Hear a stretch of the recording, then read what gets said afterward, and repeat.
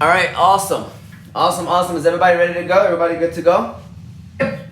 Okay, we even got Mr. Yes, we are. Hello, everyone. Hey, there we go. So we have everybody here.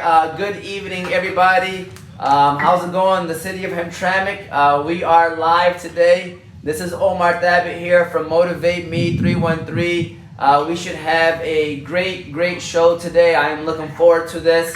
Highly anticipated show, by the way. I just want to make sure I add on to that as well. As you can see, we have the wonderful candidates who are running for mayor for the city of Hemtramic. But before I introduce these wonderful great candidates, I do want to also mention, just like last week's show, this show is dedicated to Marvin Wright. Marvin was a young citizen of Hamtramck who passed away June 14th. He was a smart, kind-hearted, bright individual. Graduated at Hamtramck High School as well. Went to Hamtramck schools throughout his life. I also want to just add that if you are looking to donate to Marvin's funeral services, the link is attached to this video. If you are on Instagram, just know that the link is attached to my bio. It's in there, MotivateMe313's bio. Not mine, but MotivateMe313's bio. And I also want to give a shout out to the businesses who advertised for this show. It's the same ones that did it last week, which is the Balkan House Restaurant, Juma Ekic. I'm sure all of you are familiar with her if you are from Hemtramic. HammerTime, True Value Hardware, and Hemtramic Hardware as well. Bessam Gobah and Adnan Gobah. I know some of you guys seen Adnan Gobah's videos this past week with all the flooding going on. Awesome job by Adnan Gobah. We appreciate them over there at HammerTime and Hemtramic Hardware. We got Delite Cafe in Deli. Jamal Jawani and Tahir Halimi, they're right there located. I believe that is on Kenneth Street, right there by Hamtramck High School. So thank you guys for your donation as well. And then we have Conant Cafe, Grub Inn, Fahmi Hussein. Their location is in Hamtramck and Dearborn. We appreciate them as well for their donations. Thank you to all of our sponsors for this show. Obviously, all your proceeds went to Marvin Wright's family. And then now let me introduce the candidates that are here today. I want to introduce them, and then I will go over the rules, and then we'll get the show started. Next to me, we have Dr. Ameer Ghalib. Thank you, Dr. Ameer Ghalib, for being on the show today. We appreciate it. We have the incumbent mayor, Madam Mayor Karen Mayesky, who is next to Dr. Ameer Ghalib.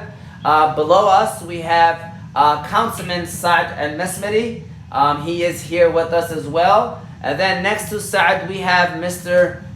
Kamal Rahman. Thank you, Mr. Kamal Rahman, for joining us today as well. Just to go over the rules so that we are all on the same page. I kind of went over this with a few people that were already on. But with that said, I just want to go over it so that we're all on the same page, and then we can get this show started. There are 4 candidates here, and there will be 8 questions. So each candidate will have a chance to answer two questions first, and then we're going to go in the same order where it starts off with Dr. Ghalib, Mayor Mayesky, Saad, and Mr. Rahman, and then we'll stick to that same order. Once there is 15 seconds left, you will see that I will put this hand emoji next to my face right here, and that will let you know that there are 15 seconds left because each and every one of you will have 2 minutes to answer each question. So once there are 15 seconds left, the hand emoji will go up. Just to let you know that, try to wrap it up. Obviously, I will not interrupt you if you do go over, but just please be aware of that. I also want to let you know that question number 5 that I added with the flood situation, you will have a chance, you have 4 minutes to answer that question, and I'll make sure I repeat that one more time because it is a 2-part question. There will be rebuttals. So if someone wanted to say something from what someone said, so for example, if Dr. Ghalib said something and Mr. Rahman, you wanted to add on to it or take away something from it, you're more than welcome to do so. All I ask is let the person finish talking, then you can rebuttal. And also keep your rebuttals no more than 1 minute. And we can go back and forth, but there will be a point where I'm going to say, all right, it's time to move on. Because I don't want to sit there and answer a question for 20 minutes. It will just take too much time. And once this primary is over, we'll be knocked down to 2 candidates. So once time comes, I will hopefully have another show where we can go into detail with more different questions as well. And then the primary vote is on Tuesday, August 3rd. So make sure you go out and vote. let the debate begin. And we got people commenting saying good luck all over Facebook. So we are all looking forward to this moment. So let the moment begin. Starting off with you, Dr. Ghalib, since you were the first one to log on, can you please introduce yourself to the future voters of Hemtramic? Thank you, Omar. Let me first introduce my deepest condolences to Marvin's family and to you and your family on the loss of your dad, Mr. Saad. He was one of our patients. He was a wonderful man. I'm sorry for your loss. Thank you. My name is Ameer Ghalib, and I came to the United States 22 years ago. I was in 11th grade when I came to the United States. I finished my last year of high school in Hamtramck High School. Then I went to Henry Ford Community College, and I finished my bachelor in Wayne State. Then I went to medical school, and the only 2 years I spent out of Hamtramck was the first 2 years of medical school. Then I finished the third and fourth year of clinical science in Sinai Grace Hospital. After finishing medical school, while I was waiting on residency, I did more schooling, and I got more certification in healthcare field to be able to serve the people in an efficient way. So I am also a political and social activist. I am a poet. I repeat this always because I love writing poetry.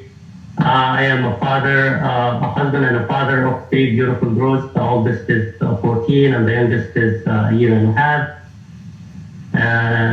And here we go. I work in Hemtramik Medical Group here. I serve the people in Hemtramik. And I am now one of the mayoral candidates.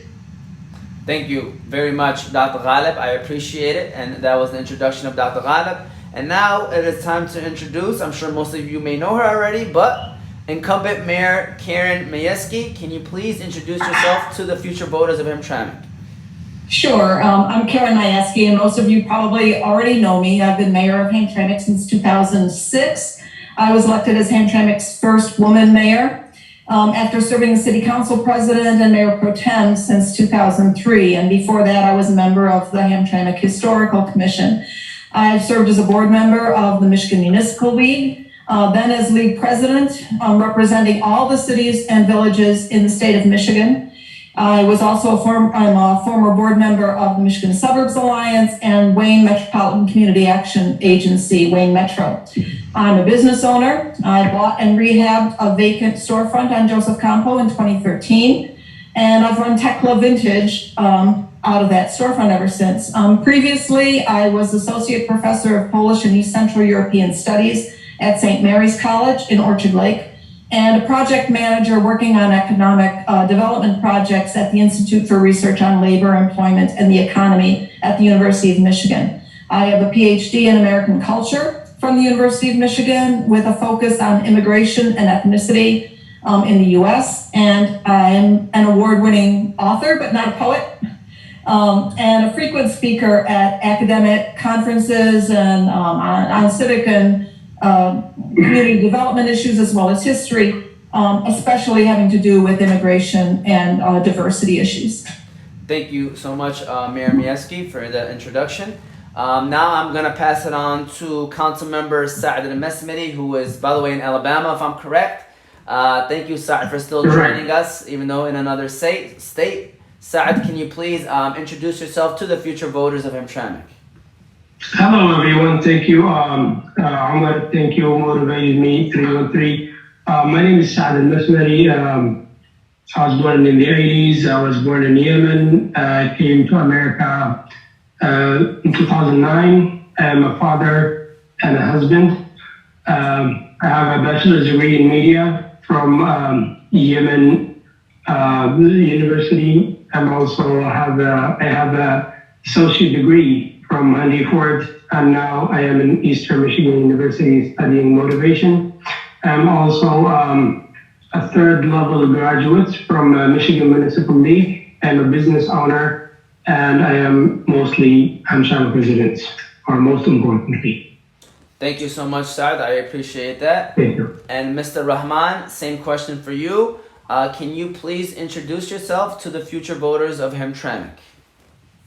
Yeah, thank you, Omar. First of all, let me offer my condolences to you and your family for the loss of your father. I lost mine a long time ago, and I know how hard it is to on people. Well, I am Kamal Rahman. I came here from Bangladesh, Sylhet to be specific, 35 years ago. This area has been my home ever since, Hemtramck and surrounding in and out. I attended Hemtramck High School and went to Wayne County Community College, and then finished I earned my master's in finance from Walsh College. I've been working for City of Detroit for 25 plus years, and started as an accountant with Detroit Water and Sewage Department. At different capacity, I worked there, started as an accountant, and then moved my way up to the manager. Along the way, I have some IT experience, application analyst. I led a lot of projects within the city, the water department, and like billing system upgrade, the fleet management for GLWA they're using right now. And also the water assistance program that hundreds of thousands of people are using around Southeast Michigan. I did configure the system within the system, and also developed a lot of solutions for the neighbors and our customers. I belong to different boards. Currently I am a departmental fiscal manager for buildings and safety department. I work under the CFO's office. And we have over 300 employees within that department, and a budget of I oversee the budget for $25 million a year. My job involves contract negotiations, dealing with unions, dealing with public, media, and all of the above pretty much. I belong to different boards. I'm elected to trustee for Wayne County Community College. Last November I was elected. I'm former NAACP president for Hemtramic branch. Also, I was a member of Lakeshore Economic Coalition. Also, a former member of Michigan Coalition for Human Rights. So most of my life here, I involved myself with civil rights activities and immigrant rights and everything that has to do with people. I'm also a father of three and married. My wife, also a professional, she is a principal of a local school. Thank you. And I'm running to be a mayor, and look forward to explain my plans and everything. Awesome. Thank you. Thank you so much, Mr. Rahman. I appreciate that. And so everyone that's watching, all of the candidates just got an opportunity to introduce themselves. So now we are going to jump right into the questions. And I'm going to start off now with incumbent Mayor Mayesky. So you'll be the first one to now answer this question. And just a reminder to everybody, remember that we have 2 minutes. And once I put that hand up, just know that there are 15 seconds left before the 2 minutes are over. And then you can also rebuttal off of someone's answer. But let's try to keep that into 1 minute if we can, the rebuttaling part. So with that said, Mayor Mayesky, what is your top priority? And the questions might, towards you, Mayor, and it might be more like gauged towards you. I'm going to change up the wording a little bit because you are the current mayor. So what is your top priority as the current mayor of Hemtramik and future, your hopes that the future mayor of Hemtramik, what would be your top priority if you were to be able to become mayor once again?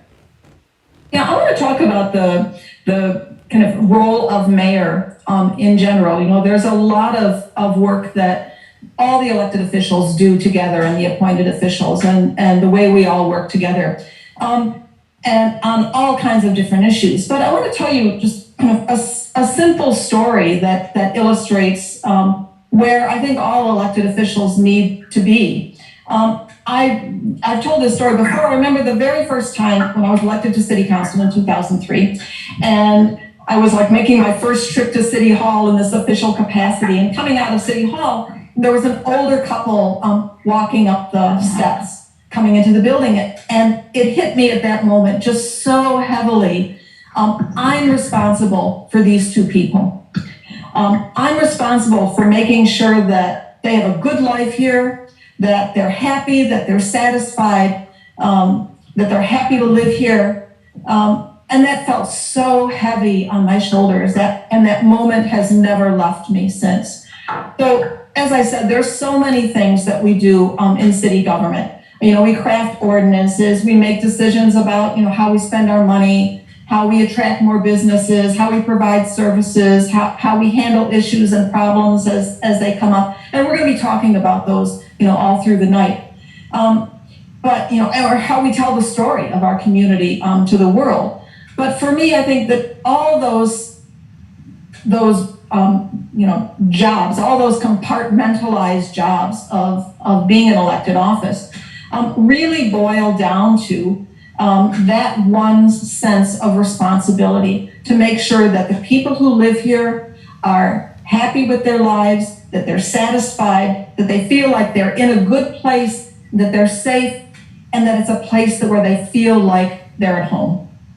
Thank you. Thank you so much, Mayor Mayesky. And just for anybody else, just want to quickly again go over it. If you wanted to rebuttal, you don't have to raise your hand or anything. You just unmute yourself and you can start talking as well. And I will not move on until you're done as well. Just want to throw that out there.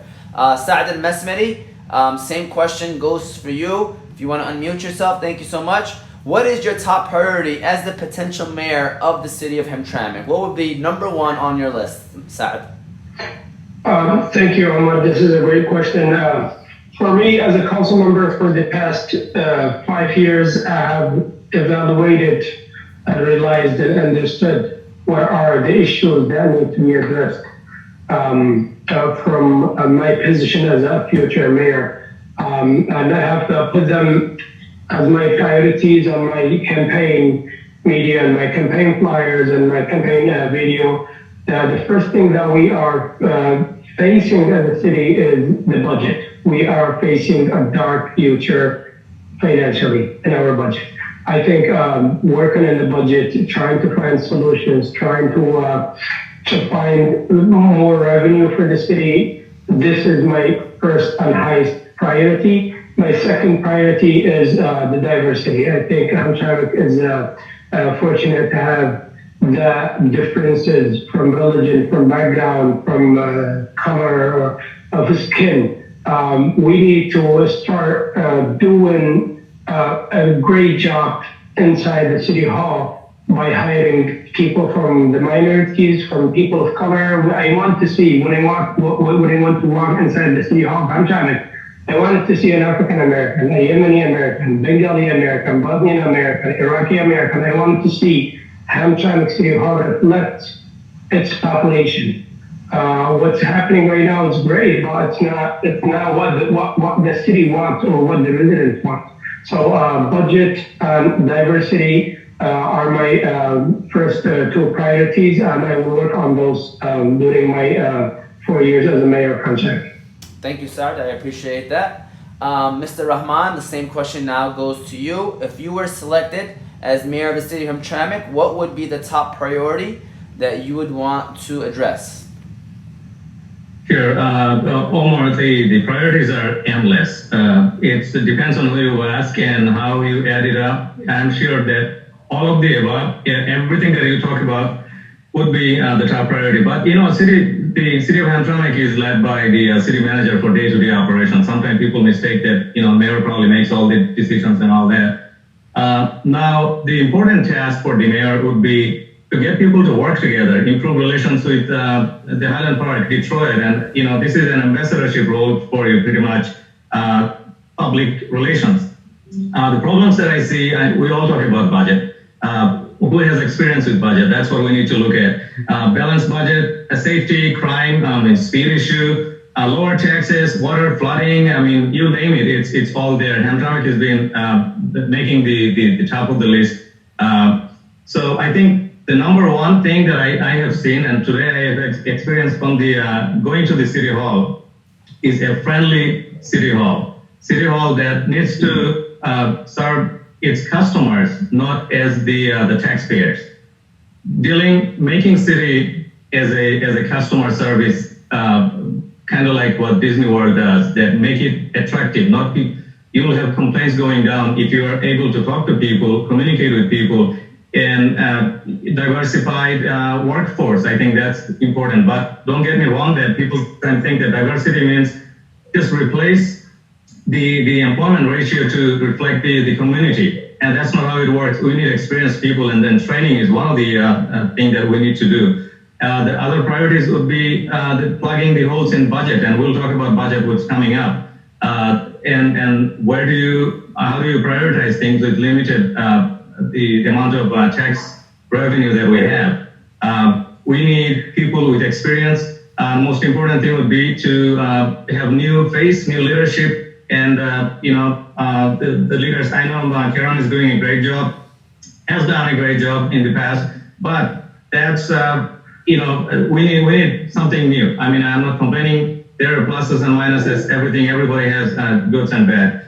But right now, we all, I'm sure all of the candidates will agree that we need fresh faces, fresh ideas. Things have changed over the last 15, 16 years, 20 years. Many things have changed. And this is time for fresh faces to take the city in a different direction. Thank you, Mr. Rahman. I appreciate that. And now I'm going to pass it on to Dr. Ghalib. Dr. Ghalib, same question goes to you. And the question is, what is your top priority as the potential mayor of the city of Hemtramic? So actually there's more than one priority. There's multiple of them. The first one that I'll choose at this time is to end and put a limit to the division that's happening in the city. I think now more than ever, the city is divided, police versus people, council versus community, race, religion versus politics.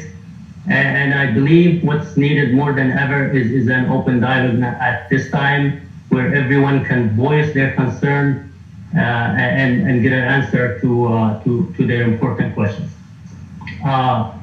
The other thing is balancing the budget. It's an important issue, but like I said, if we are not working together, we cannot find solutions for our problems. Like said before, they say the most common denominator of progress and economic growth is the people. So if we focus on the people and get them to work together and solve the problem that's happening now that's increasing the division, then I think we will be more productive and we will be able to solve our economic problems. We also have another priority, which is improving the city economically and making it thrive, and also enforcing the city codes as well. Thank you so much, Dr. Ghalib. Remember, everyone, feel free to, if anyone ever wanted to rebuttal, just feel free to jump on. If no one says anything, I'm assuming that no one has anything to say. I'm just going to keep on asking the questions. All right, so thank you. I just have a quick comment here by Dr. Ghalib. He said there's police versus people. I don't think that it's happening in Hamtramck. He said that there's council members against each other. I don't think that's happening anymore. If you focus or see our last 5-6 meetings, it was going peacefully. Everybody was respecting everybody. I don't know where a better given positive results from our council meetings. And unfortunately, what was happening at the division, or what you see as a division, I wouldn't agree and disagree. What you used to see as a one person or maybe a two used to make all that division or all that noise. For now, if you focus on this, the council meeting is going smoothly and peacefully. Dr. Ghalib, did you want to say something? Yeah, go ahead, Dr. Ghalib. Thank you, Mr. Saad. I actually hear from different council members, and I can see that you guys are not working as the team, are not focusing on the priorities of the city that concern the people. And I just said that because I keep hearing you guys complaining with each other. That every time I meet someone, he complains about the other person. So I hope that we can solve these problems and get together and work as a team and put the interest of the people first.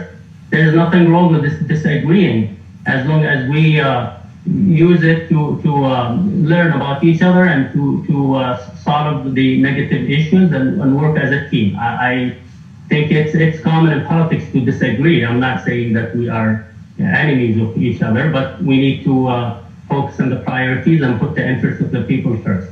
Thank you. Thank you very much, both of you. I appreciate that. And so now, Saad, the question now goes to you, question number 3. And do you support a property tax increase? If your answer is no, how will you balance the budget without increasing taxes? So the question is on you, Saad. 2 minutes, whenever you start talking. Thank you, Ameer, for the people who are watching us and for the residents. I have voted against this to be on the ballot because, and I am still saying no for the tax increase. First of all, I believe that City of Hamtramck residents, they are overloaded and they have too many issues and too many bills to pay. We have high water bills and we have high property taxes. We also not getting the services that we need in Hamtramck. Yes, we have a great police and fire response, but we still not doing good in cleaning the city. We still not doing good in the water rates. So I believe that the city of Hamtramck residents, they have enough to deal with, and don't forget that we are below average of income community. So I voted against this, and I am still voting against it. I believe that there are many, many other ways to increase the revenue for the city. And we have, for example, contracts. We have a lot of contracts that we need to focus on, and we need to see if they are proper, if they are appropriate. Are we paying of what we're getting exactly? We need to focus on those. We need to educate our community and our residents to start paying all their taxes, to start writing and filing the whole income they get all year long. So I think there are too many other reasons and too many other ways to improve and to balance the budget and to make it better without raising the taxes on the people's back. Thank you. Thank you very much, Saad. Passing it on to you now, Mr. Rahman. Same question. Do you support a property tax increase? If your answer is no, how will you plan on balancing the budget without increasing taxes? Sure. In principle, no. And here's the reason why. The fundamentals of economics is unlimited demands and limited supplies. So we have to find a way to do revenues that we have, and then find out how do we best utilize it. And you need people with experience that to deal with it, with the city manager, everyone that's involved with the budget making. So I don't think we talk about deficit, and we're not talking about collecting revenue. I think we are letting go of lots of money that we should be collecting. We should go after every penny that's out there that should be paid to the city. It's unfair for people to make a payment. Those good taxpayers are paying for somebody else that's others be bad behaviors. We should go after those. We should have good taxing software. That we're using an enterprise tax software. That is every city in the state of Michigan is using a Grand Rapids based software. That's not even connected to the state of Michigan's software. So we don't know what people owe us. And the other thing would be the tax assessment. When houses are sold nowadays, the tax base gets readjusted. So if we keep increasing taxes, imagine those taxes for those people are going to go up. So I think tax as the housing market and looking right now, the tax is going to revenue should go up at some point. We have to make sure that we're assessing them correctly. Our assessment figures, I think if you follow Facebook or even look at the numbers on the publicly available sites, we're not assessing them correctly. And then every 2 years, we're supposed to assess every property, reassess the value, and then going up, the taxes. So collecting taxes, collecting money, and plugging the holes. We're wasting a lot of money in projects that we probably shouldn't be. So we need to take a closer look at the projects that we maybe redirect that money into the other available, other urgent the projects. And we talk to people and see what they want. How do they want us to prioritize things? We're not talking to people. We're just imposing things onto them. We're giving them a project that this is what we need. We have alleys that need construction. We have alleys that hundreds of people use behind Masjid Ali and Masjid Ali Islam. That's not even considered in one of the plans. We're fixing alleys, which is good, but we should prioritize that people are most likely to use, and then that's how we do it. We're not talking to people. I think we should connect with people more, and then balancing the budget. People talk about balancing the budget, but voting on an amendment does not give you experience balancing the budget. You have to know how to allocate funds, how to reallocate funds, how to suspend a project, when to suspend a project, all this knowledge that we have to have. The bottom line is we have to see our revenue base, tax base, and then work accordingly. We need a strong police force, and then we also need fire department for protecting, saving people. So higher taxes is not the solution. Thank you, Mr. Rahman. I appreciate that. Dr. Ghalib, I will be now passing it to you. Same question as the other two. Do you support a property tax increase? If your answer is no, how will you balance the budget without increasing taxes? So I will not support increasing the property tax unless it's the last resort and if we have exhausted all the options available.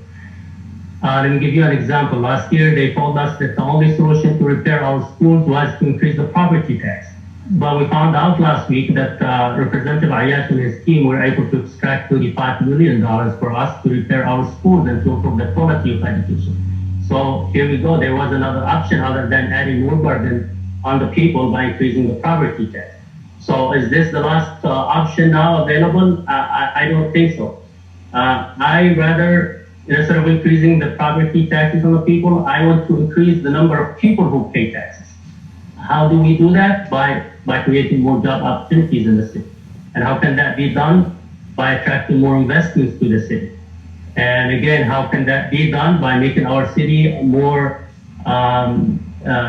diverse, more united, cleaner, safer, and less divided. There are other options to trim, some of the unnecessary spendings.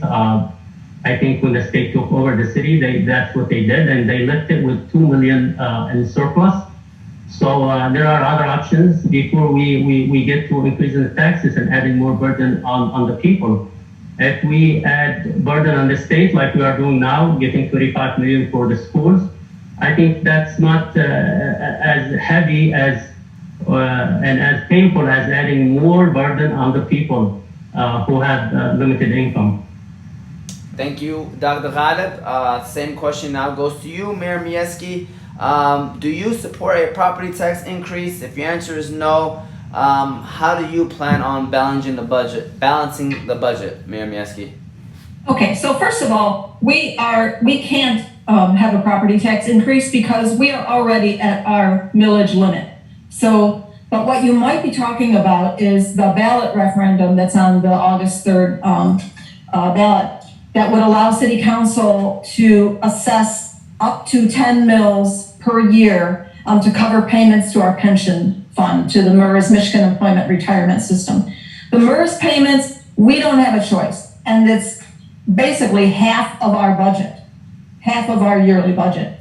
We have no choice. We are required by law to pay.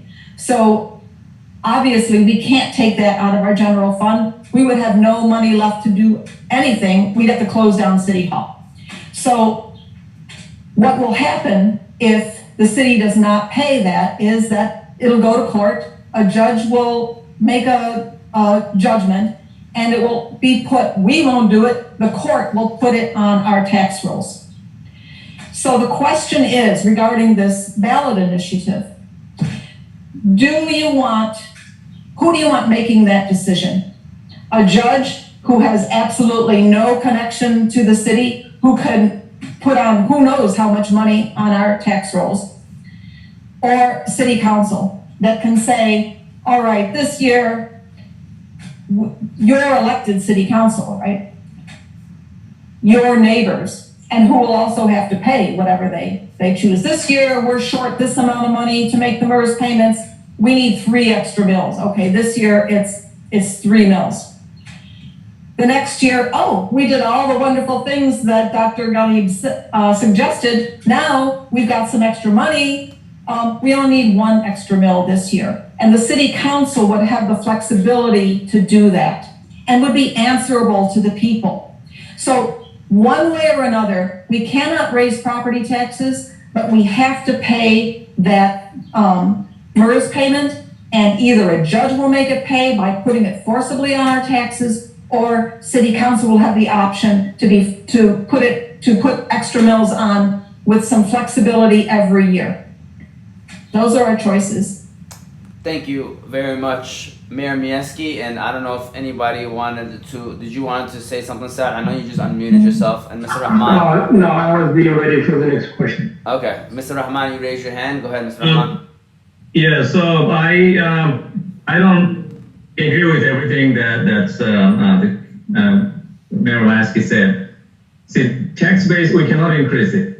However, the tax, when a property is sold, the tax base gets readjusted based on the selling price. And then we're having a lot of property being sold. It's if you look at the postings of the salesman, the agents are gloating about how pricey one house sold for like $300,000 on Trowbridge, and houses are selling, so it's readjusting its value. And I'm not saying it's every house is going to readjust its value. We're not making sure that we're collecting their homes, their properties that $1 million worth, the storefronts and stuff. But recent news has surfaced that we are not taxing them at the level of they're paying like $2,000 on a $1 million property, and a homeowner with $50,000 taxable value, they're paying equal amount. So that's like disproportionate amount of taxing that's being put on the homeowners. I think the reassessing the tax base is very important. And then once the tax goes up, politicians will find a way to spend that money. And that's why I'm against it. 10% range is a broad range. That's too big of a range for us to put in trust of the politician. And also one of the thing that I want to tell you, the state receivership. One of the important point they pointed out that inadequate knowledge by the elected officials is the most important reason why they took over last time and and before. So we don't want to go for the third time again. We have to find a way to best spend the money that we have. And again, it's not the tax increase is not the only solution. Mayor Mayesky, go ahead. Yeah, I just want to say one thing about emergency management. The first time when we went into emergency management or emergency financial management under Act 72, that was a request by Mayor Zich at the time. And one of the problems was that the city could not pass a budget because at the time there was it was a 6-person council. The mayor didn't have any role in it. It was a different charter system. We didn't have a city manager at the time. It was a strong council.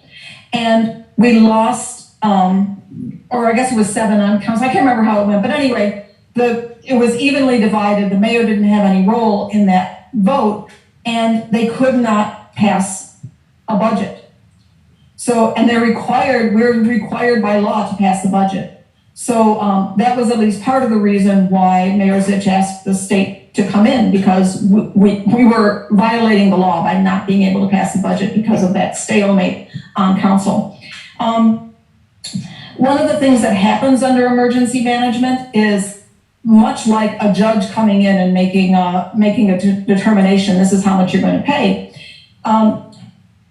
The emergency manager has no knowledge or respect for the community itself. So they come in, they sell off property at, pennies on the dollar.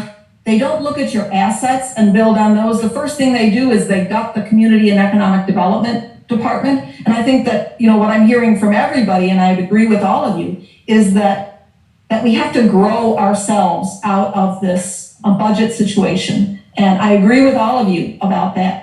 You cannot do that without a strong and robust Community Economic Development Department going out there and telling, attracting new businesses, et cetera, and smoothing the way for businesses. We're going to be talking about that some more. So I just, the whole idea that, it's, council couldn't manage their money and then emergency managers came in and they gave us a surplus. Yeah, they borrowed millions of dollars or $1 million that the city asked to borrow from the state. The state wouldn't lend it to the city, but the emergency manager comes in and borrows it, and now we're still paying off that loan. So it's a pretty complicated issue when you start talking about emergency management and how that works in a city. And I know that we don't have time for all of that right now because I can really rant on that for quite a while.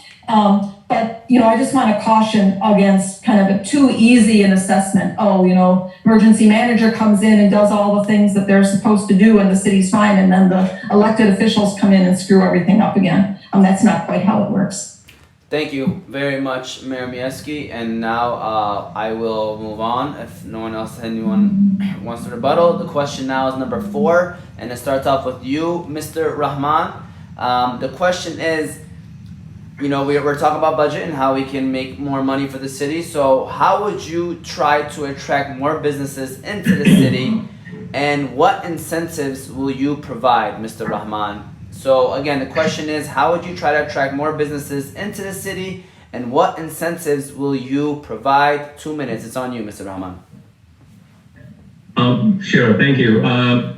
So a few things that we need to do: streamline licensing process, inspections, create incentives for much needed businesses. And also our focus is primarily on a stretch of Joseph Campo that the DDA focuses on, and we're promoting that part of town. And then if we look at the businesses that are popping up everywhere, mom and pop shops and everything, they're not getting enough attention that they're serving our people more so than a lot of these stores on Joseph Campo are empty. So, and they're getting benefits of just sitting there and not doing anything for the community. We have to expand the city services and make it easy for others to do business and treat all businesses equally. No matter if they're in the poorest of the neighborhoods or in the richest part of the town. We have to expand DDA or whatever the program that we need to do, but we have to start treating those businesses equally and regardless of the economic situation, and because they're the ones who need the economic support most. And that could be a great incentive for us, for the businesses to open up. And we develop a public pool to determine most wanted businesses and go for them. To promote all ethnic communities equally, like I said before.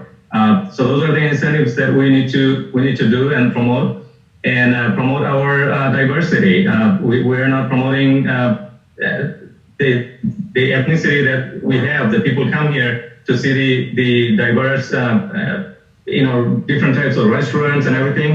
And I also wanted to put it out there that, Bangladesh designation that happened, they have attracted $7 million investment. We need to have a Yemeni town. There is a significant number of Yemenis that live in this area and on the Detroit side. And I did bring that up with my meeting with Abraham Ayash, state rep, and then City of Detroit Mayor Mike Duggan, that we need to designate the part of Detroit and Hemtramic into the Yemen town. And then sell that to the others, like, come see Yemen town and Bangla town, and then, declare an economic zone. And then whatever tax break or something, the financial, when you designate an area like this, the money pours in from different investors, banks, and they're committed to neighborhood developments. And those monies that we're not getting because we're not designating these areas, we're not highlighting the immigrant, the contribution to this community. Thank you very much, Mr. Rahman. Mr. Ghalib, Dr. Ghalib, the question now is on you. Same question. How would you attract more businesses into the city, and what incentives will you provide as the mayor of the city? So by removing the stringent regulations imposed upon these businesses that wants to open up in Hemtramic, a lot of businesses spend months trying to get their license before they can open. I will work with the city council if I become mayor to streamline the process and make it possible within 1 week, even if they have to open on a conditional basis, as long as there is no hazard on the property of the business owner.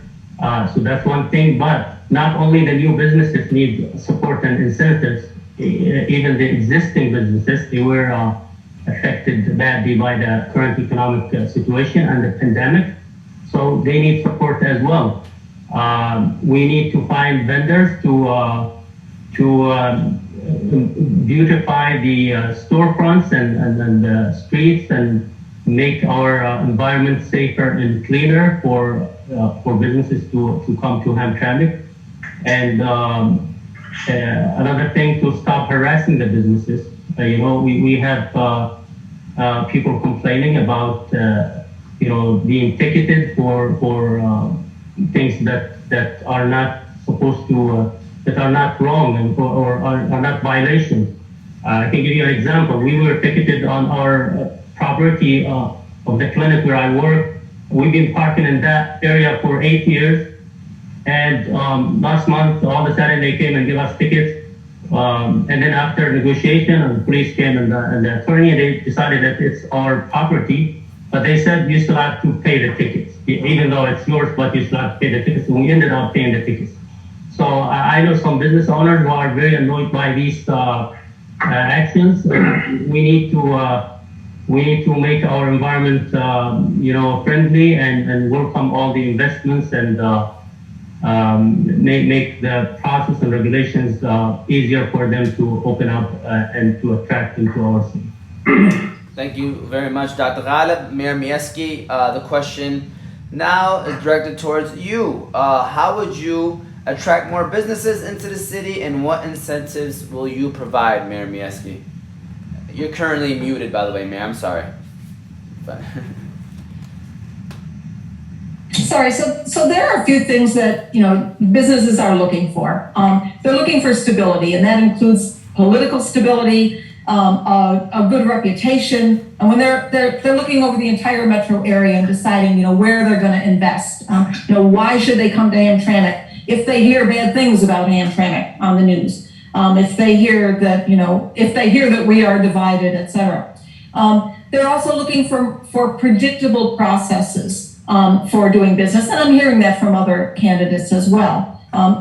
They're looking for the ease of doing business. So they're looking for ordinances that make sense, that are easy to follow. They're looking for clear procedures for cooperation from city departments. They're looking for reliable infrastructure. So right now we're working through this Redevelopment Ready program, Redevelopment Ready Communities program, which is a MISHDA program. It used to be a Michigan Suburbs Alliance program. To as other candidates have mentioned, to streamline those processes and make it easy for a new business to come in and to know what it is that they need to do, and to kind of guide them through that process and steer them toward resources, which, by the way, get gutted by emergency managers. At the same time, we don't want to overlook those safety issues and issues of appearance and cleanliness and conformity to building codes, all those kind of safety issues, just to make things smooth for businesses. We have to make sure that the criteria and the regulations make sense, that they're easy to understand, and they conform also to our master plan.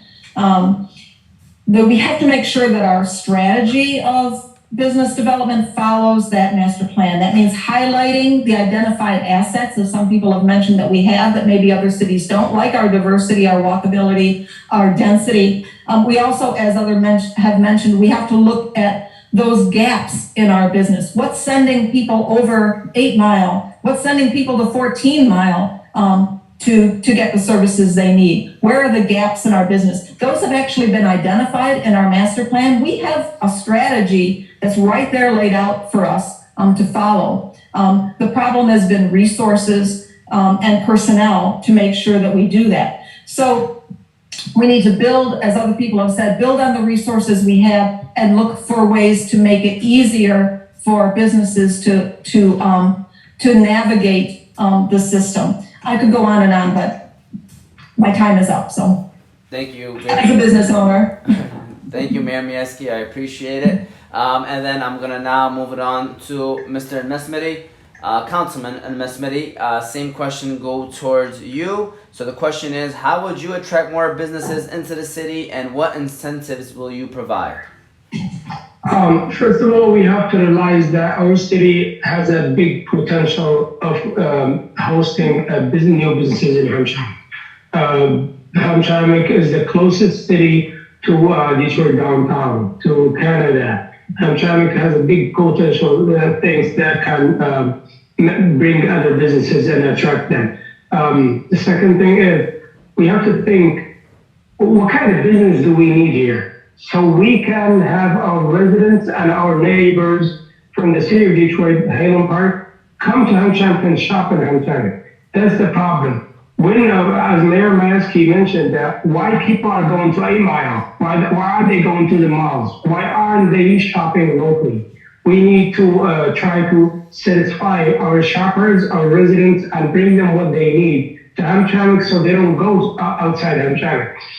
Second of all is we need to be a welcoming city. I think we are as a community and as a residents, but for the government, we need, as Dr. Ghalib said, we need to make it easier for people to pull up a permit, not within a week, but at least they have to have an easy way or shorter way to have their business license, not stay in 5 or 6 or maybe sometimes a year trying to pull the business license. So I think we need to shop locally first. We need to attract businesses that our residents and our neighbors need, and that's the best way. And also we have 2 big things that we're facing in the future. We have GM plans and moving. Moved now came back and they have a plan to move again. If they are moved out of Hamtramck, we're losing a lot of money. We have the Wayne County jail is moving. Wayne County, they already built another jail somewhere in Detroit, and they are moving out of Hamtramck. We need to find a way to replace those businesses or buildings with another area, with different business or different resources for the Hamtramck as income tax and property taxes. So we need to shop locally. We need to bring the businesses that we need in the city of Hamtramck. We also need to save the current businesses that we have. Thank you very much, Councilman Almasmari. And if there are no rebuttals out there, then this is the time where I would like to call it, I guess, the halftime show, where all I will take is 2 minutes to just thank our sponsors and also just mention what is the show dedicated to. So this is the time for the candidates. If you want to get a drink of water or anything like that, this is a good time. For those that are watching, this will be 2 minutes. So this show is again dedicated to Marvin Wright. Marvin was a young citizen of Hemtramic who passed away last week. He was a smart, kind-hearted, bright individual. I'm sorry, he didn't pass away last week. He passed away on June 14th.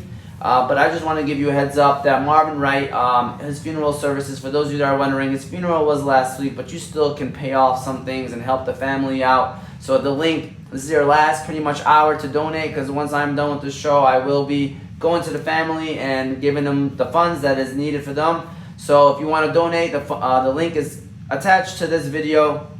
And also, you can also, on Instagram, it's in my bio, the link that is. And then I want to give a shout out to the businesses that did sponsor this show and donated money to Marvin's family one more time. And again, it's the Balkan House Restaurant. They have a location in Hemtramic and also in Ferndale. The owner is Juma Ekic.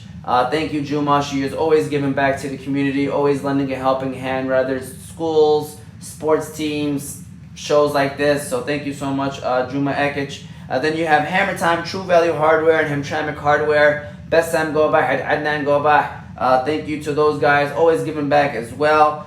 Their locations are in Hemtramic and Detroit. So thank you again to Bessam, Adnan, and Gobah. You got Delite Cafe and Deli, Jamal Jawani, Tahir Al-Halimi, 2 great guys. Also, again, giving back to the community, always giving back. When all of these people donated, they said that they did not care about the sponsorship. They were here to help out for the family. I told them this is my way of showing that the community can come together. So I asked for their permission to mention their business's name during this show. So thank you again to Jamal Jawani and Tahir Al-Halimi and Delite Cafe in Deli. And last but not least is Conant Cafe, Fahmi Hussein. Their locations are in Hemtramic and Dearborn. Great guy, always helping out as well. So thank you all to all of the sponsors. Marvin's family, again, if you want to donate, the link is attached to this video. Today will be the last day for you to donate. I will be closing the funds tomorrow. So we are back. We are now on to question number 5. This question is a 2-part question, so I will give the candidates the opportunity 4 minutes to answer this question. So with that said, I am going to start off back with Dr. Ghalib. Everyone all had a chance to answer the question first. So now we're about to enter round 2. So, Dr. Ghalib, this has to do with city sanitation. All right, there have been complaints about trash, and now we have been complaints about basements from last week's floods, being flooded in the city. So what can be done about both of these issues? Like I mentioned, this is a two-part question, so you have 4 minutes to answer this question if you want to use up all 4 minutes, Dr. Ghalib. So you could address the trash issue first and then the flooding issue second. Okay, so the trash issue, there's something called primary prevention, there's something called secondary prevention. So we can, with the primary, we can encourage city cleanups using volunteers and providing incentives, such as offering, for example, scholarships to students who participate the most and who recruit the most volunteers. So that way we encourage the positive attitude of the people, you know, and get them to volunteer and clean the city.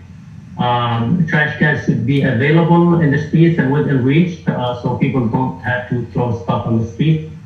And when it comes to secondary prevention, that's when you have to use to enforce the city codes.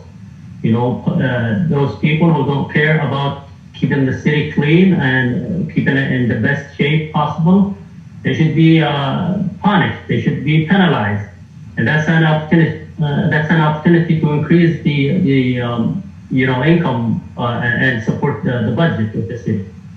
That's regarding the trash. When it comes to the flooding that happens, we have to acknowledge that the city sewer system, like it is in most cities, is designed to sustain 2 inches of rain of water per hour. So last week we were hit with about 6 inches per every 30 minutes. So it was hard to handle and beyond the capacity of the sewer system of the city. So it's an old system since the 1950s.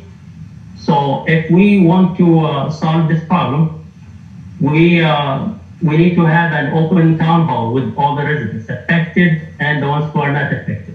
And we have to have a two-way dialogue with them, with the residents, and see if they want us to embark on a journey to replace the whole system.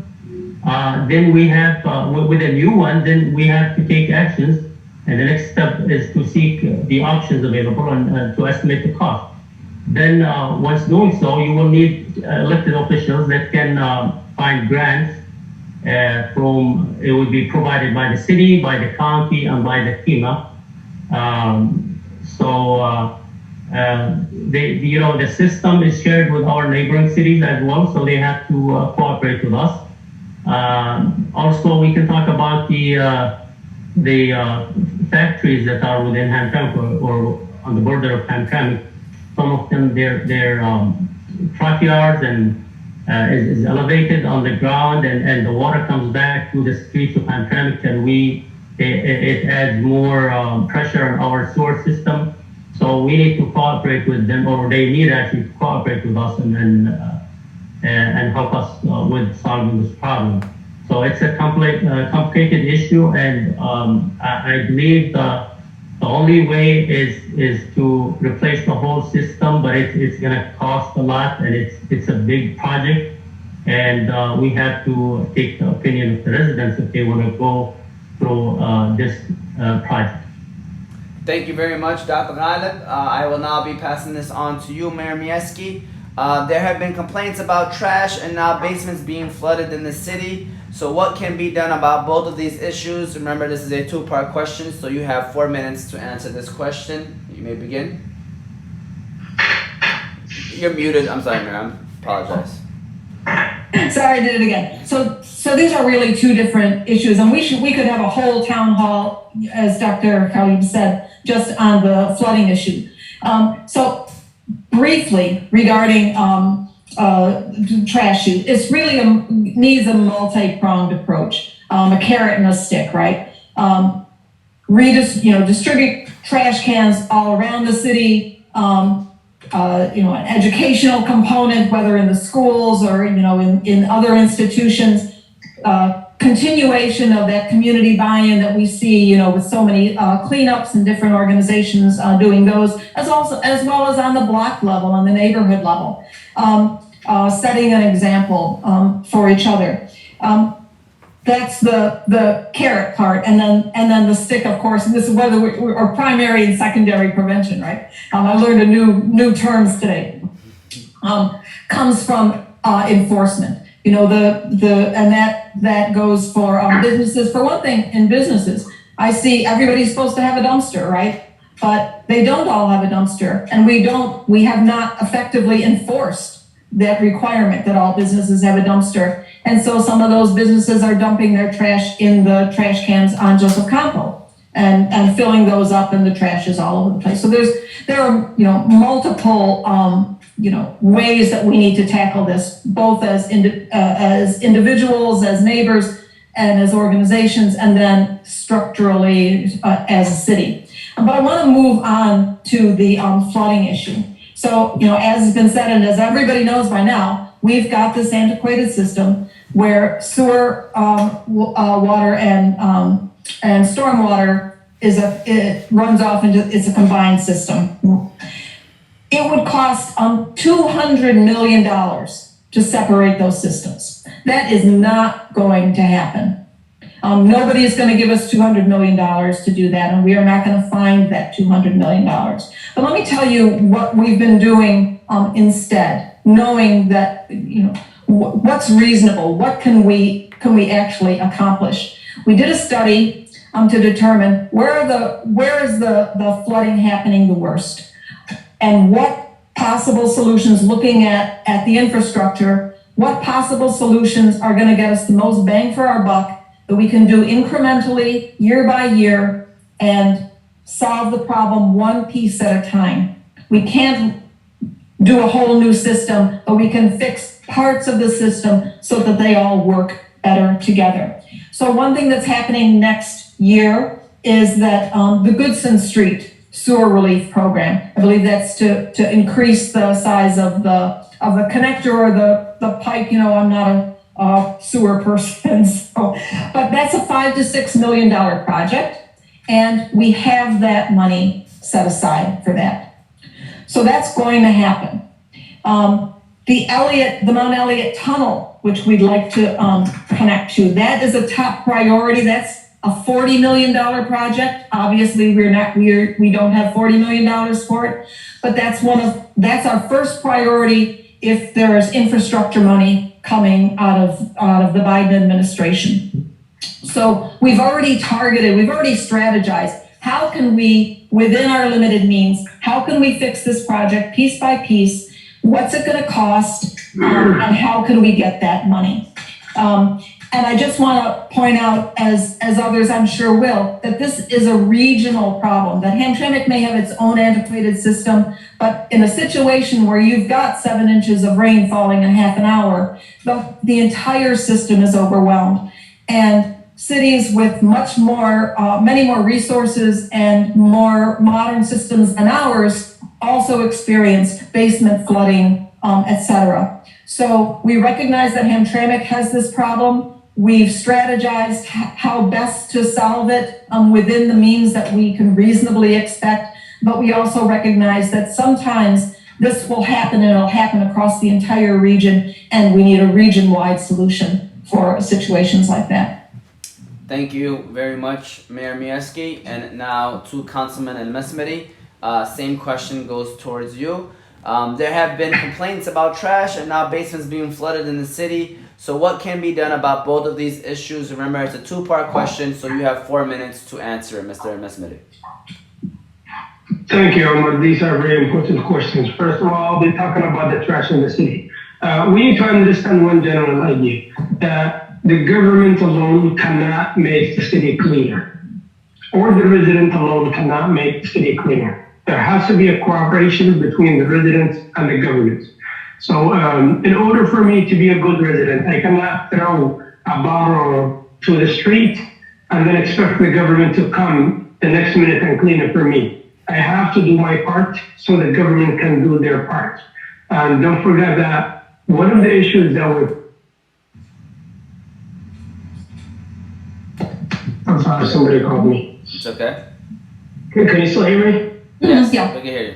Yes. Well, one of the problems that that increased the issue or the disaster is the drains are blocked with the trash or with the bags, with the plastic bags or garbage cans or whatever. I mean, I'm sorry,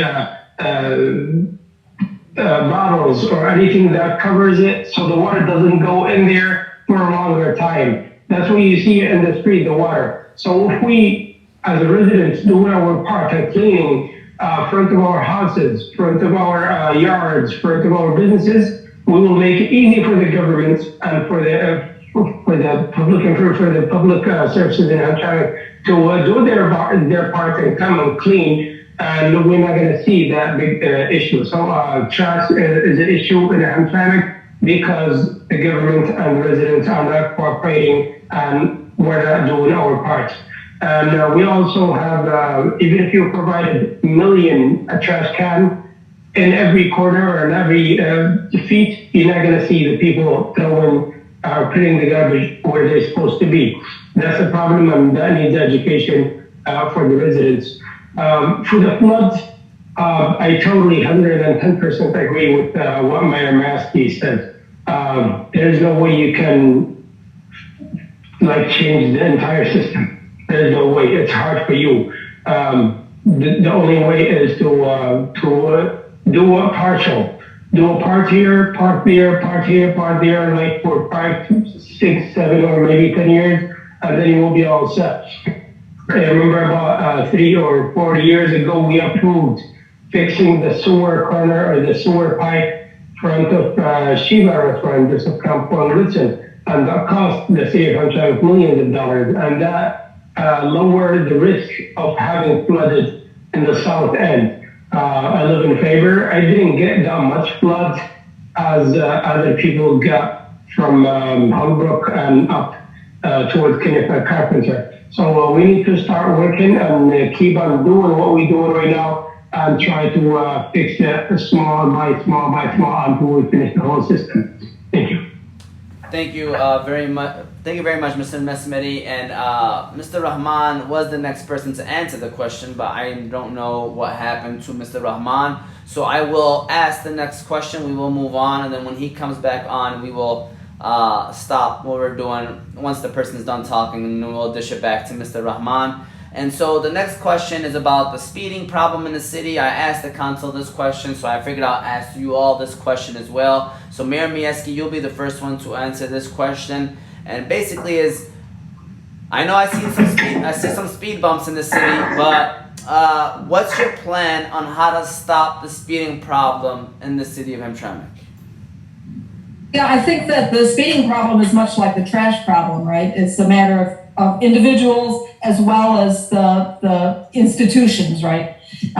So part of it comes, of course, from education, wherever you're getting your driver's ed, in the schools, the local institutions that young people listen to in the home, there needs to be a message, a strong message. I don't know, it was a long time ago when I had driver's ed, but we used to see films that they were gruesome films of dead people. And, I'm dating myself, and they probably don't do that anymore because the images stayed with me all those years.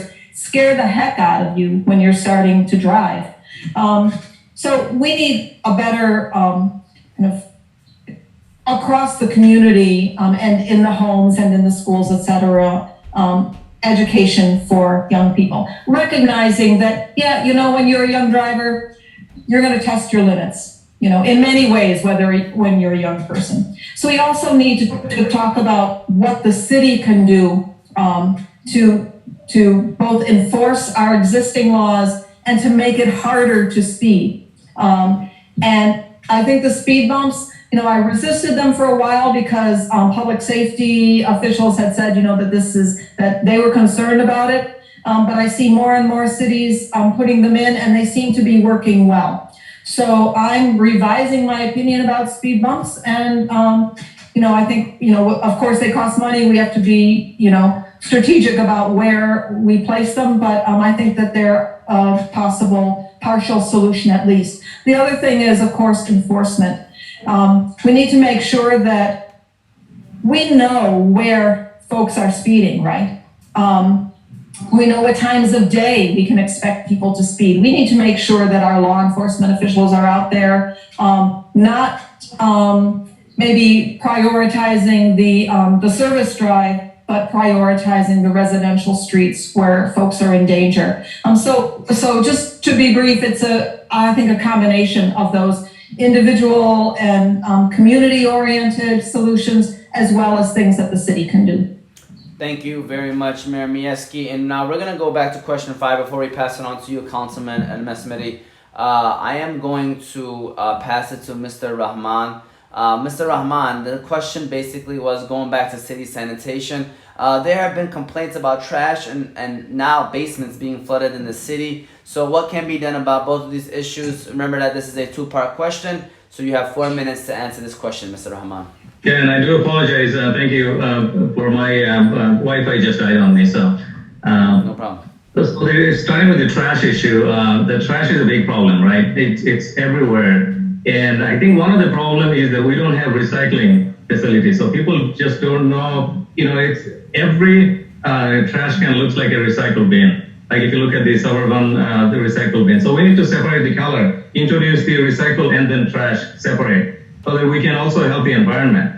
The education package, when new residents come to town, we need to send a welcome package to them, describing everything about the city government, how things operate, where do you go for service, where do you go for, the days things get picked up. And I know sometimes it gets sent out to them, but as a package, what's available in town and everything that can be done. If you go to City of Troy and buy a house there, within the week you'll get a package. Everything that you need to know about this city. That's very important. The trash, we need to do code enforcement.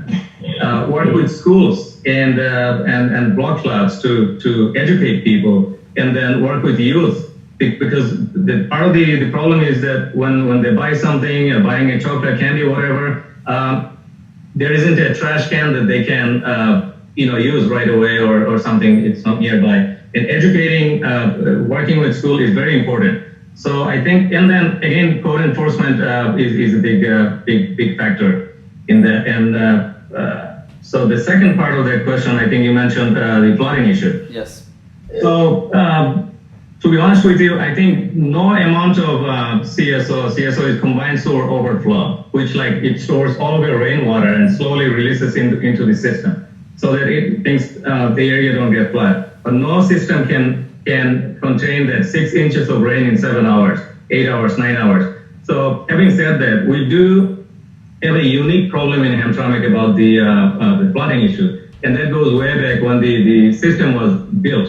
They had some corner cost cutting here and there, and then the system was not built as it was designed or planned for. So that problem is right there. I think what we can do is, for new homes, we can change codes and then have them have the basement built at a higher level than what they are now, so that the elevation would be higher. If they're bi-level homes, like raised ranch style, I think we need to change our code so that the system itself can't overflow the basement. The basement that are now, they're too deep, so that you can have, if they're raised 2 feet from the ground, where they are now. I think they give them an advantage of 2 feet of water that they don't have to deal with. Now again, I'm not an engineer. I speak from the experience that I see from maybe with the engineers, having worked at the water department for all those years. So those different ideas that we have to introduce, we don't have. I agree with the Kamal Mayesky. We don't have $200 million, but we can change our code system to deal with the problem that we already have without having to spend $200 million. And also, small, but smaller issues like that, the one that in Denton area that we fixed, smaller issues can be undertaken with grant money and anything that's out there. All right. Thank you. Mayor Mayesky, go ahead. Yeah, actually, I want to just to add on to that. And another change that the city can make is to require permeable I believe it's permeable, right? I always get confused, impermeable and Impervious. permeable. Thank you. That, you know, new concrete or new parking facilities or whatever, that they absorb water rather than run water off. So there are some things that, you know, beyond these big fixes, that could get done. The problem is businesses don't want to do that because it costs more money. Okay. Thank you very much, Mayor Mayesky. I appreciate that. Now, Saad, Mr. Councilman Saad Almasmari, I'm going to pass it on to you. We're going to go back now to the question that Mayor Mayesky has already answered about the speeding problem in the city. So the question now is to you, what's your plan on how to stop the speeding problem in the city of Hemtramic? And just want to let you know you're muted right now, Councilman Almasmari. Oh, okay. Thank you, Omar. Speeding is not, it's not a small issue. And this is the issue that we need to focus and pay more attention to, because it's a death or life matter. What we have seen in Hemtramck, and Hemtramck has a history of speeding. We have seen young people driving sport cars in side streets, speeding very fast. And that was a problem. I think we had an injury due to a speeding about 10 days ago in Hemtramik. A kid was injured because of that. So thanks to Councilman Ismaili, he brought a resolution about 3 weeks ago to do speed bumps. And we start noticing speeding bumps in Hemtramik. And for the pedestrian, we have about 3 years ago, we have approved a 3D pedestrian lines. That when some people, the drivers see it, they get scared or they think they're real. And then I don't know what happened to that project that we approved. I think they did not do it anymore.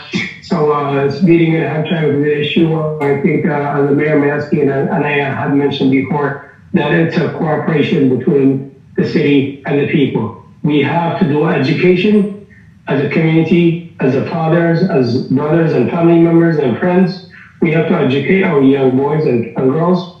And we also have to, as a government, we have to increase the code enforcement. As the mayor mentioned, we know where they're located at and what's their time.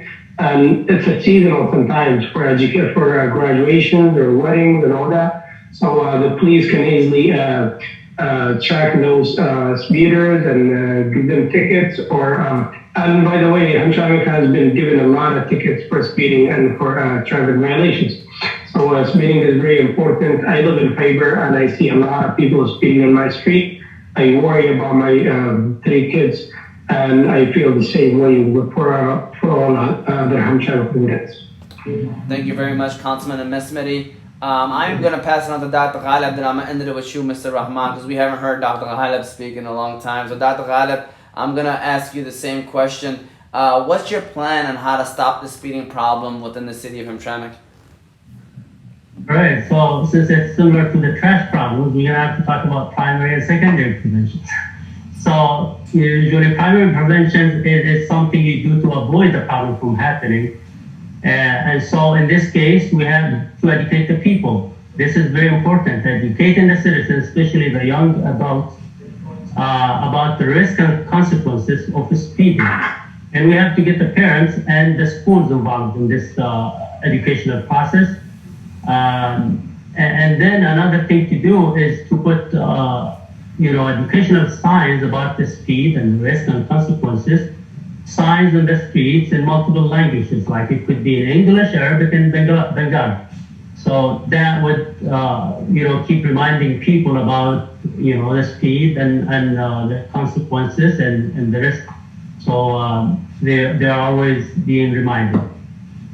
Now, the secondary preventions can be done by installation of traffic calming measures like speed bumps, like they talked about, and radars in the main roads near schools that can issue tickets, and also by stricter enforcement of the existing laws and fining the speeders and the reckless drivers. That's very important to do because it's gonna help the the city with some income, to improve the budget, and those people deserve actually penalty because they violate the rules and they don't think about the consequences of speeding in the small streets inside the city. Thank you very much, Dr. Ghalib. And now, Mr. Rahman, coming back to you now. So what is your plan on how to stop the speeding problem in the city of Hemtramik? Yes, so the education works. However, we need cops on the street more than the building, so that they can stop the speeding. What happens is when the advertisement about fast-moving cars and flashy cars and everything, that attracts younger people. They buy these cars or rent them, and they just speed around the street, and then to attract none other than another partner. And especially around graduation time and everything, that's when it goes up. There is a season for speed. They won't be speeding in that winter. So we know about these things, right? And cops can be vigilant about it.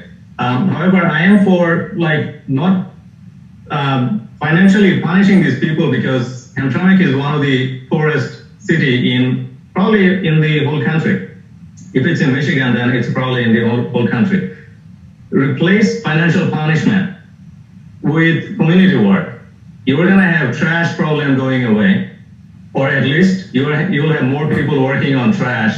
And the community work is a lot harder than writing a check, because most cases they're not writing a check, their parents are writing a check. So we are punishing their parents for their bad behavior. So we need to change our code. And then, so what works?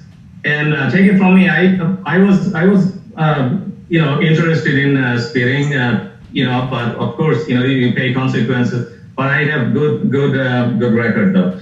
So the community work is going to work. And then more diverse police force is very important, because when you connect with the community, then you can communicate with them better, and then you understand a lot more than just writing a ticket.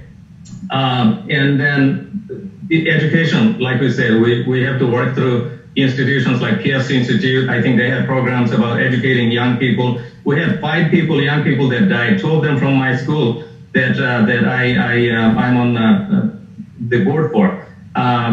So this is very important with education. Also the cops on the street, the speed bumps will work, but they're gonna go somewhere that you don't have speed bumps. So they're gonna find their way to do it. But the community work is very important.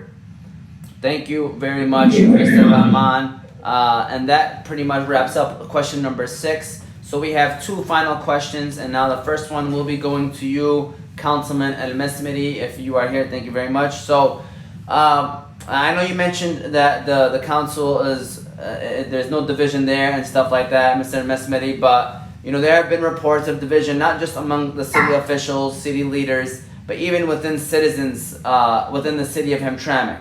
So what steps would you take to bring peace, understanding, harmony, and unity among the different groups, whether it's race, religion, sexual orientation in the city? So basically, how will you unify the city? How will you bring the city together? Thank you, Ameer, for this question.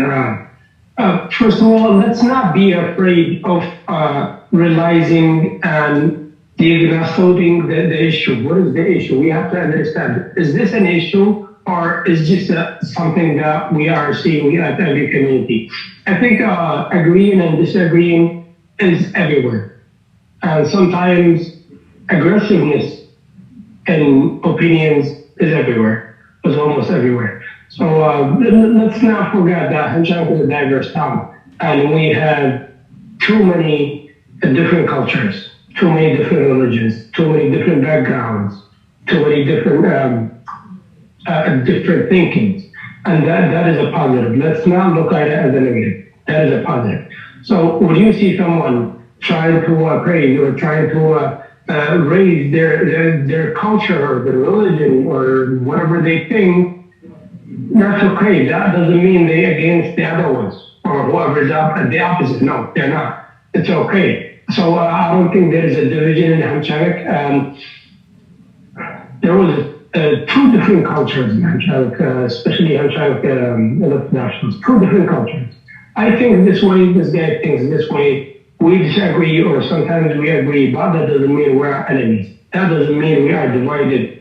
If you do the calculation for the past 5 years, since 2015, since I was elected as council member, I would say 80% of our decisions that we have made or that we have voted on, they were voted anonymously by majority of the council, or at least by most of the council.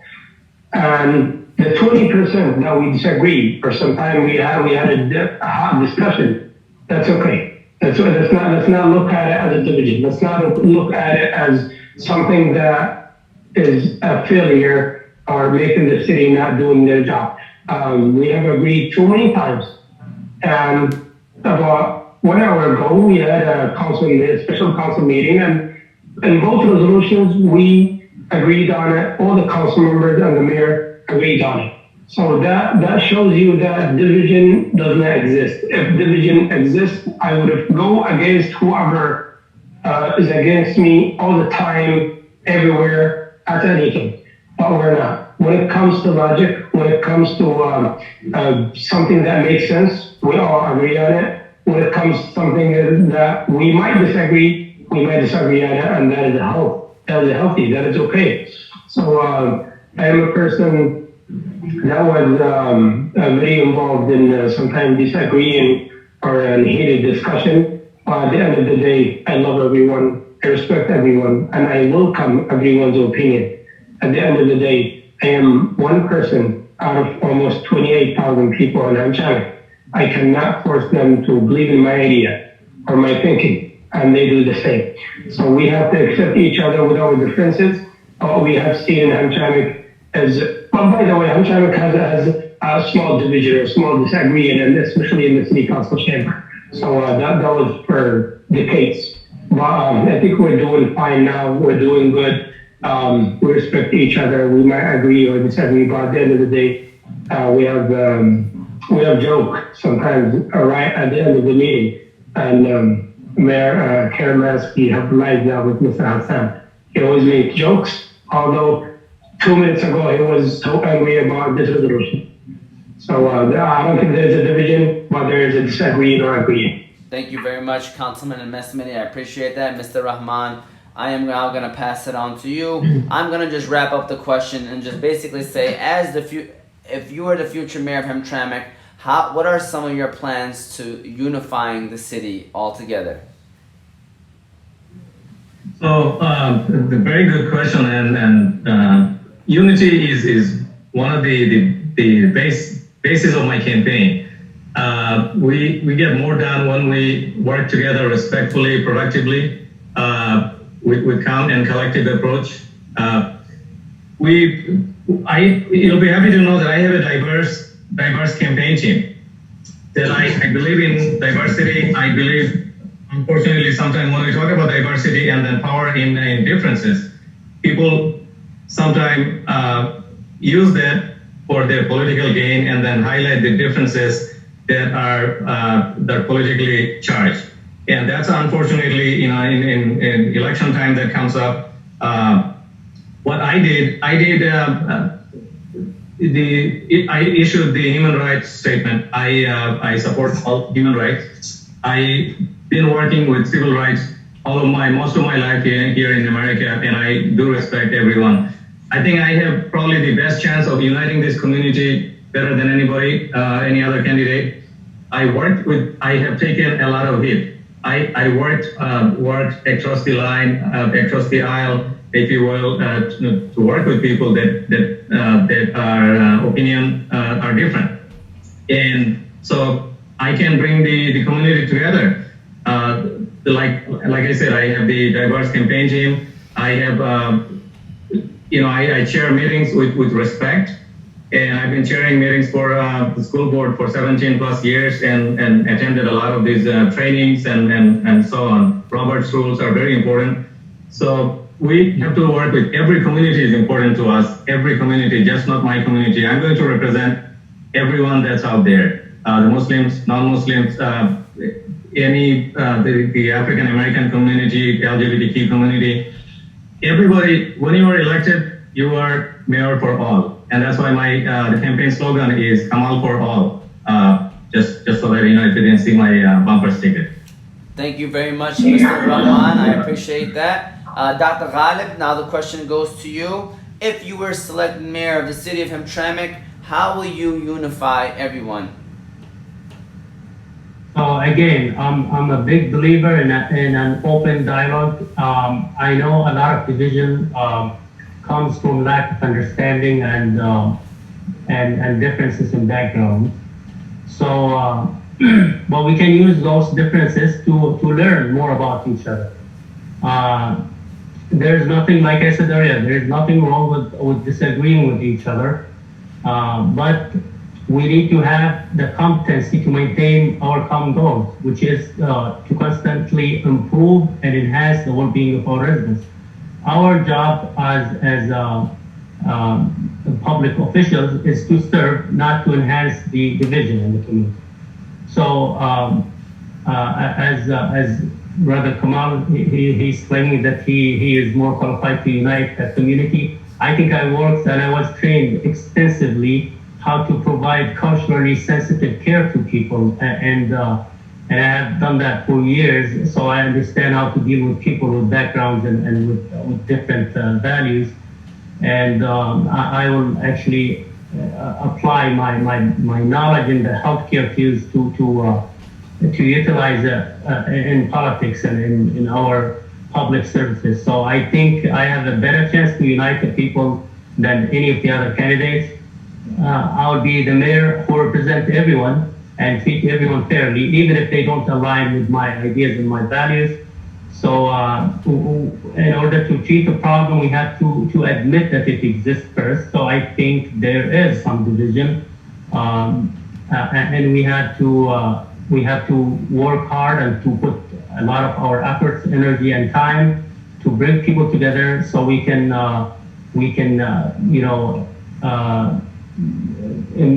appreciate our diversity and our strengthen our unity, which is one of my major platform elements that says community unity is our priority, regardless of majority or minority. Thank you very much, Dr. Ghalib. I appreciate that. And then finally, Mayor Mayesky. The question basically is, for those, well, maybe if you want to address, first of all, to tell people how you have been unifying the community, and then you want to also mention how you continue to unify the community if you were selected as mayor once again, Mayor Mayesky. Sure. So, the kind of narrative of division in this city is nothing new, and it's not unique to Hemtramik, as other people have said. And disagreement on issues doesn't necessarily mean division. I think it's natural for folks to, hang out with or feel most comfortable with people who speak their own language, who have kind of cultural affinities. There's nothing wrong with that. I don't see that as division. I see that as enriching the community and just making more opportunities for us to learn about each other. But the Hemtramik as a kind of microcosm of pluralism and tolerance, as it works in the real world, is a story that's interesting to people from all over the world. And it doesn't mean, as I said, that we don't have misunderstandings or that there's no points of tension, but it means that we find ways to work through them, and that working through them itself is an imperfect process.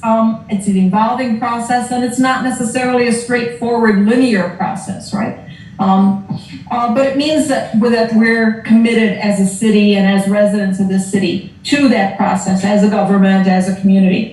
Lots of people, as I said, are interested in this story, and some of them want to tell the story of Hemtramik in terms of conflict and competition for resources and power. And my job has been, for the last 18 years, has been to complicate that story because real life, the living together and learning from each other, is complicated.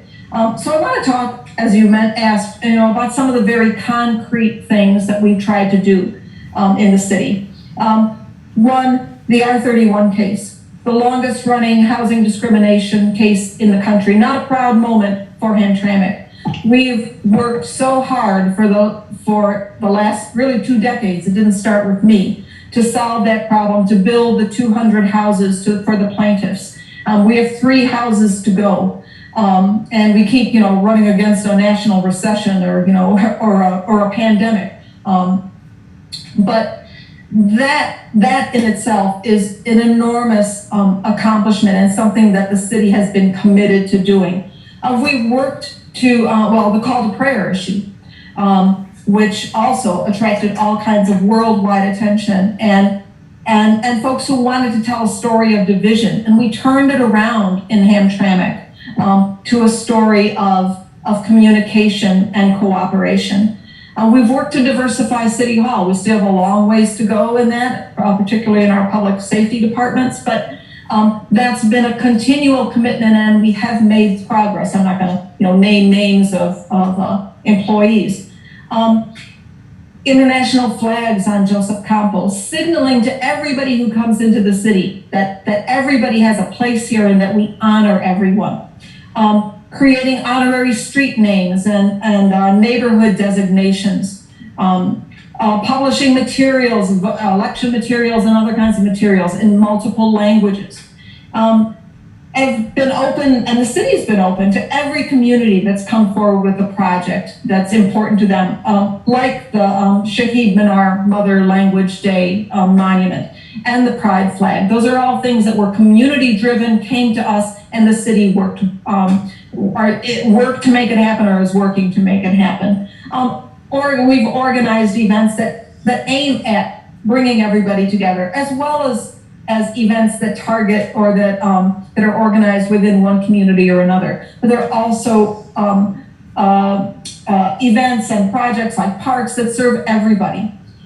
So everything that we do works to counteract that kind of scarcity model, right? That puts us in competition with each other. That says there's only so much justice to go around, or only so much respect, or only so much opportunity or resources.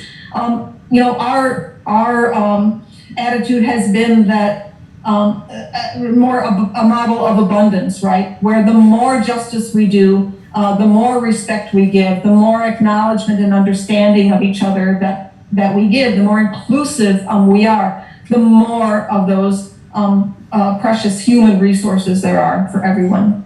That's the goal of the city. Thank you very much, Mayor Mayesky, and I believe you were the last one to answer that question, which means we are now on to our final question. All right, and this is the final word. We've been here now close to an hour and about over 30 minutes. So this is the final. Yes, Mr. Almasmari. I'm sorry to interrupt you, but there has been an event for 3 hours and I was supposed to be there. Can you ask me that question first? Yes, that is fine as long as Mr. Rahman is okay with that, because is his turn. All right, awesome. So the question to you, Mr. Almasmari, is a final word. Why should the citizens of Hemtramic vote for you to be the next mayor of the city of Hemtramic, Mr. Almasmari? Thank you for that question. I believe I will be a good mayor because I have experience and I have honesty and I have a sincere on doing the job. I'm a person who can agree and disagree and still at the same time love that person or respect them. I'm a person who has worked for Hemtramic for the past 6 to 7 years without even complaining about anything. So I think I would be a good mayor fit, and I will work for everybody. I'm a person from Yemeni American descent, and that is something positive too. So I think I will be a good mayor in Hemtramic, and I am a person who worry about others, who try their best to provide services, to listen to his residents or constituents. I've done a lot of helping, individual helping, although it's not my job as a council member. But at the end of the day, if somebody came and asked for help, I will stop what I'm doing and take him to the city hall, try to help him or educate him or give him some advices. So I think I will be a good mayor for Hemtramic, and I will prove that if I get elected and if I earn your votes. Thank you very much, Mr.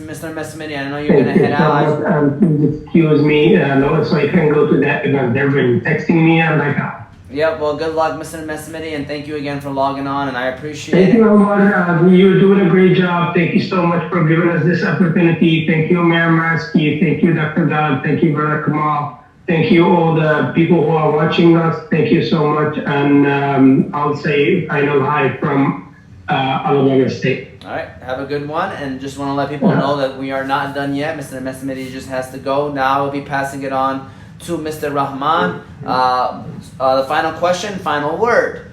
All right, and it's basically, why should the citizens of Hemtramic vote for you to be the next mayor of Hemtramic? Sure.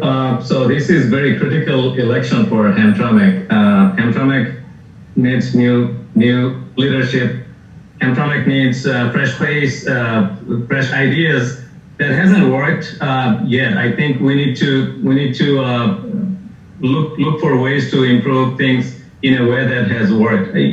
I bring experience, not just agreeing and putting something flashy on my campaign that I will do this and balance budget and all that. I have done that actually for many years. I have done water rates I used to send bills to Hamtramck.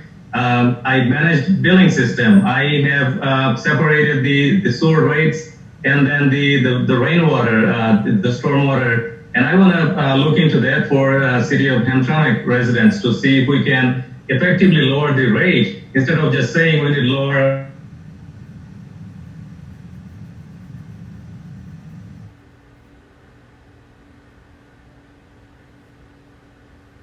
Is that?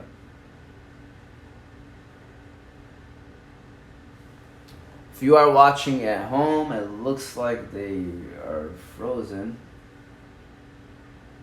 Is that on my computer? What's going on here?